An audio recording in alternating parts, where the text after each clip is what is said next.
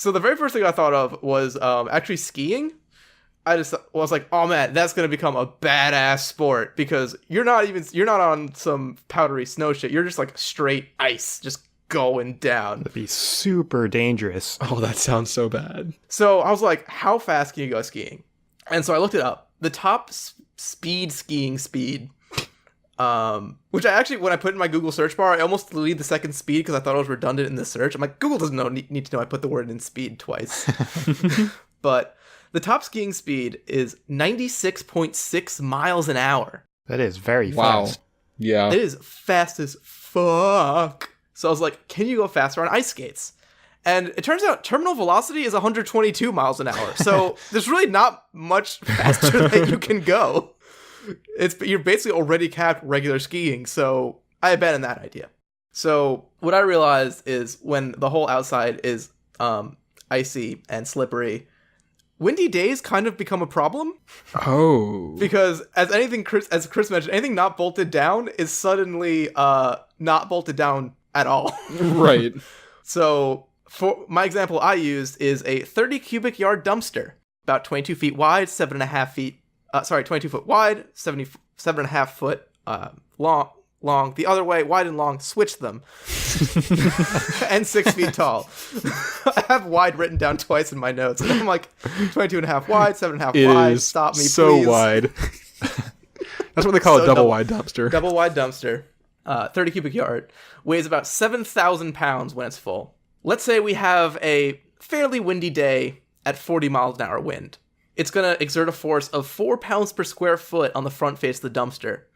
And multiplying that out by the area and the drag coefficient, that is a total of 528 pounds of force on our dumpster. Yeesh.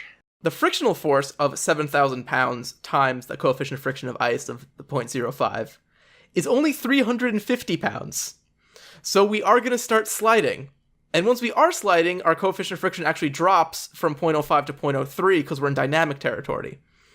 So the force difference is like 200 pounds isn't actually that much, so it's admittedly a slow pickup, but after a few minutes, we do hit our top speed of 15 miles an hour, which for a 7,000 pound dumpster is kind of a hazard. And if you hit a hill or something, then you're in trouble. Yeah, that does not count the fact if you find a hill to slide down, in which case it's going to be even worse. All and bets that's are like off.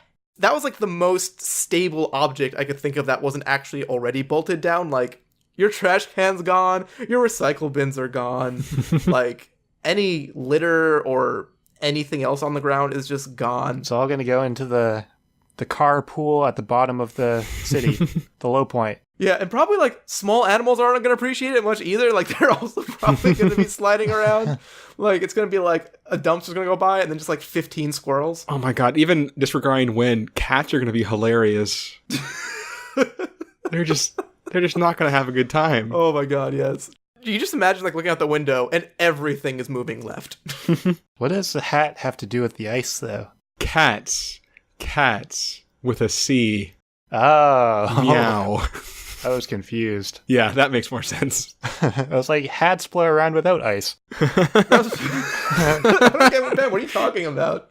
Alright, so yeah, it's gonna be, don't go out on windy days, just stay inside, safety problems. Another safety problem we're gonna have is rivers. So, right now, approximately 33% of all rain that lands on the ground turns into surface runoff, with 67% of it being absorbed into the ground. When the ground is covered in ice, the ground is no longer permeable, so 100% of the rain is going to be surface runoff.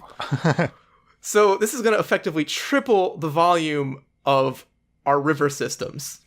So I think it's actually the implications are worse than this because, like, not only is it going to be triple the amount of water that doesn't get absorbed, like, also it's going to be just, like, not being stopped by, like, you know, shrubs and plants and absorbed by all this stuff. Like, it's going to be moving around more. Mm-hmm. So conservative, triple the amount of water. Now, big rivers, obviously, big problem's going to have to move back. Not only will the rivers be bigger, they're going to be much faster.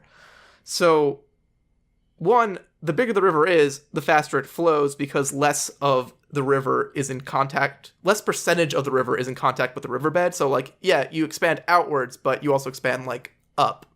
and more of the water is just next to other water.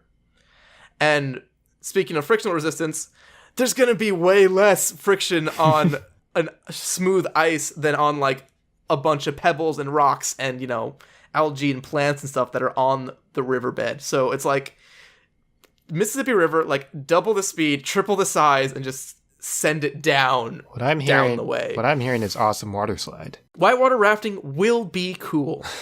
Very, very cool, actually. Actually, quite frigid. But I think this problem's going to gradually get worse. And I don't know the time scale of this because I don't have a supercomputer. But what Ben was saying about it being really cold. So basically, all the water that is going to flow and stay on top of the surface instead of getting absorbed in the ground is basically just going to go to the lowest point and pool there. And now it's going to freeze until that's no longer the lowest point anymore. So now the water's still going to flow, it's going to be just flowing onto the next section. And eventually we're kind of just gradually going to smooth out the entire landscape of the United States, or the whole world, really. And eventually you kind of just have the highest point, and it's just going to cascade down from there in a constant torrent of water. Sounds fun. It's not going to be super fun there. So the river's problem, I think, is huge, and it's not going to be great. I do have one more thing I thought of just half an hour before we start recording. So this is not fleshed out. This does not have research behind it. But I was thinking, because the rainwater is not going into the ground and staying on top of the ice, the ground is actually eventually going to dry out. That's interesting. So my first concern was, structurally, our foundation's screwed. Our building's going to fall over. Right. But actually, drier ground is stronger than wet ground. So that's not a problem. What's interesting, though, is that the water makes up a lot of volume in the soil. So as it dries out, the ground is actually going to shrink, and it's going to shrink away from the ice. So there's going to be a void. There's going to be a gap between the ice layer and the ground layer. And it's actually probably going to be pretty big because it's, the entire, amount of ground until you hit bedrock that shrinks by a sizable percentage. Right. And I think this is actually where you could have all your burrowing animals and your plants and all the shit that was going to die because they couldn't get through the ground. They're just going to live in a protective shell now, in this weird utopia between the ice and the ground. That's pretty cool. And this is what I really wish I had another week to just flesh out this idea, because we could survive better too, because without plants, we don't have the oxygen, but we could just poke a hole in this oxygen rich sphere below us and just suck that up and bring it back. So you don't know how much space we would have under there? I don't know how much space we would have under there. The water table is pretty high on the ground. That's just off the top of my head. So the water table's pretty high. It's usually 10 to 20 feet down. Yeah. And then it's usually maybe anywhere from 50 to 200 feet to bedrock on average. So you have about 100 foot of ground that's shrinking, and the water percent ratio in ground is maybe 8 to 10%. Mm-hmm. So you probably get 6 feet, about 6 to 8 feet. That's a good amount. You can stand upright. Yeah, you could it's gonna be I imagine it the movies Honey, I Shrunk the Kids, where they shrink down to the lawn and they're just this pretty constant 6 foot of plants and shrubbery, and then just stops. And I think that's what it's gonna be because sunlight can still get through. There's still gonna be all the plants, the plants for all the bugs that are burrowing. The ecosystem's still gonna be there. I don't understand your Honey, I Shrunk the Kids metaphor.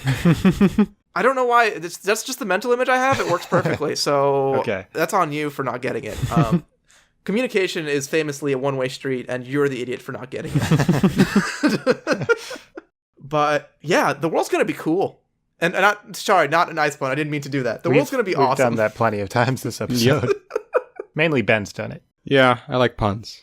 I can't deny it. Oh my god, Penn, you the ants puns while we were setting up doing this episode this week. There were a lot of ants puns. All the conversations, you just had to put ant onto every single fucking word. Not all. It was just one day where I got pretty into it. You literally called the show Answered Hypotheticals. Well, no, hold on. Chris called it Answered Hypotheticals, and I corrected them as Hypotheticals. Well, you guys can both go screw yourselves.